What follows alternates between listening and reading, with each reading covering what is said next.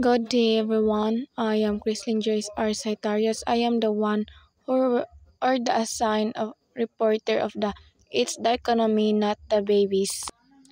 It's the economy, not the babies. The use of population control to prevent economic crisis as own critics or in our own judgment.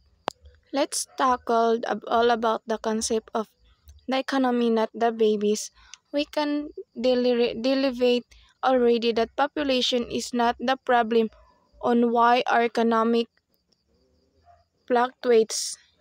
For example, Betsy Hartman disagree with the advocates of neo-Malthusian theory and accuse government of using population control as a substitute for social justice and much needed reforms such as land distribution, employment creation, provision of mass education, and healthcare and emancipation.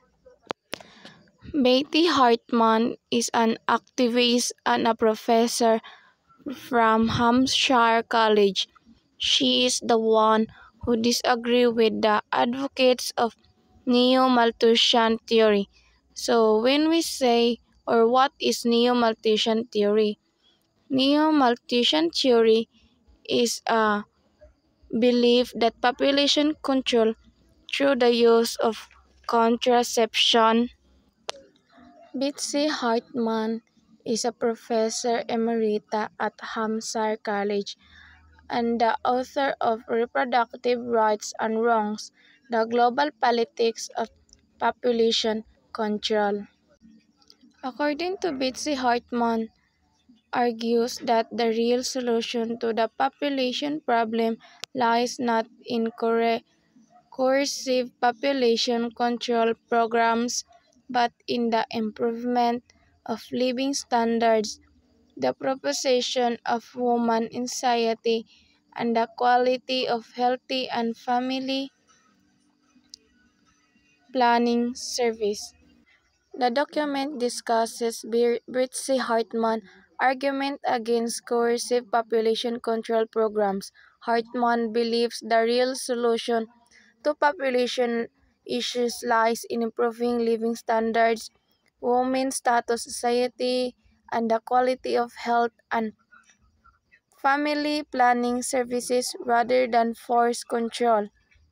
When we say reproductive rights are a set of human rights that allow people to make choices about their sexual and reproductive health.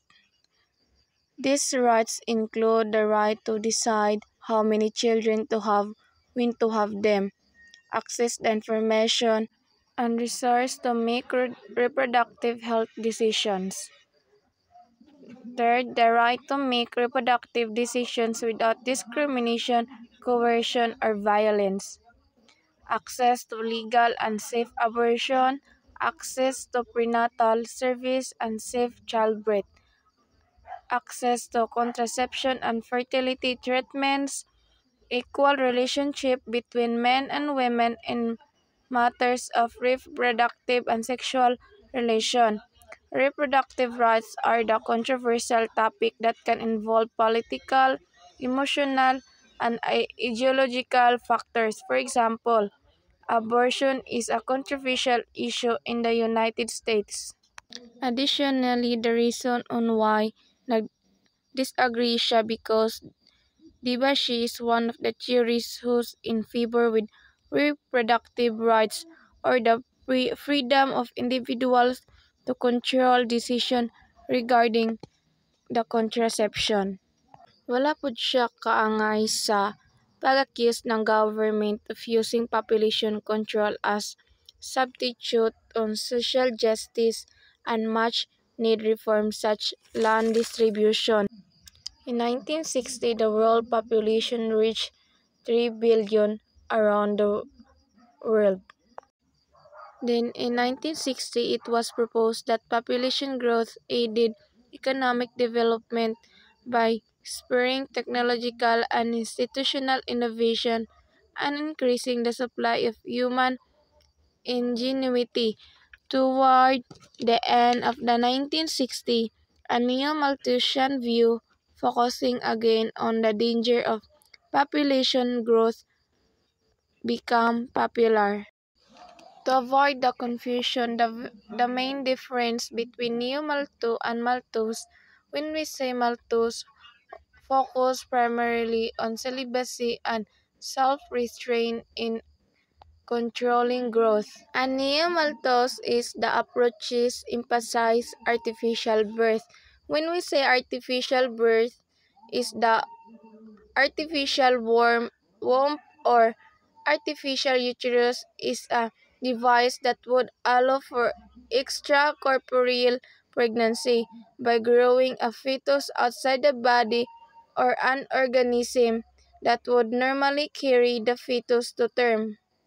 They acknowledge the shift in population from rural to urban areas from 52% to 75% in development world since 1950s. Megacities are now clusters in which income disparities, along with transportation, housing, air pollution, and wage management are major problems. The median of 29.4 years for female and 30.9 for males in the cities mean a young working population. When we say rural, it is the old way of life away from the cities. When we say urban, it is the town or the cities. Next is the shift in population from rural to urban areas, in which they point out the problems in megacities. According to the United Nations, when you say megacities, it is the city which encompasses of more than 10,000 inhabitants or 10,000 peoples that live. We have here the problems cited in which they are considered as a center economic growth and activity. Now let's discuss the median age for young working population.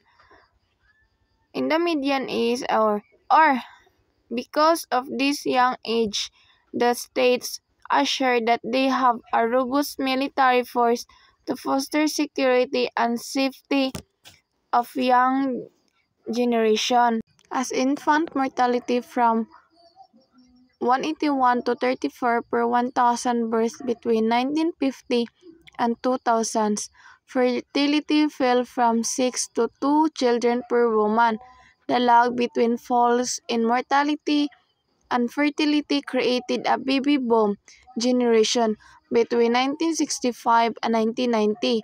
The region's working age population grew nearly 4 times faster than the dependent population. When we say fertility, it is a person's ability to conceive children. When we say mortality, it is the infant death rate. And now, when it comes to demographic changes, gabay sila sa infant mortality changes from 1950 to 2000s. And because of these lags, the falls in mortality and fertility, the baby boom generation is created. At this time, ang region's working population ani is 4 times faster than dependent population. As time goes by, the baby boom generation gets older.